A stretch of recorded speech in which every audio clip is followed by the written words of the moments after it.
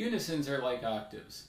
In the case of octaves, you have, in this example, an A played twice simultaneously. So you have a low A and then a high A. So that's an octave A.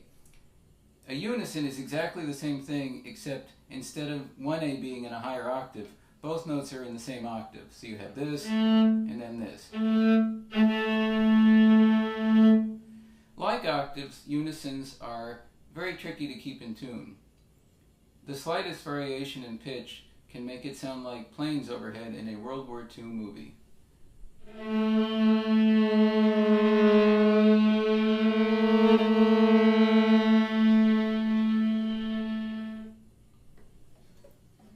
Frank Proto, in his second soundscape, wrote many unisons for the solo violist to play, and he actually wrote in slight quarter tone variations as well, similar to what we just did with the plane effect. So he breaks the unisons. In other words, the bow goes back and forth, but they're still unisons. So you get this. That's the unison, and then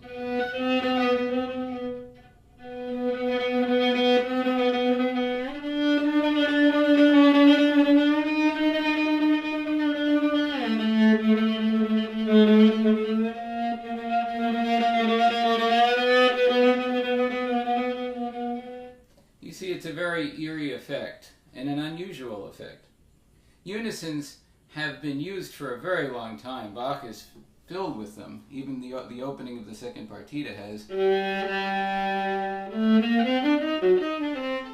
But unisons in earlier eras were usually with open strings, which are far easier to keep in tune.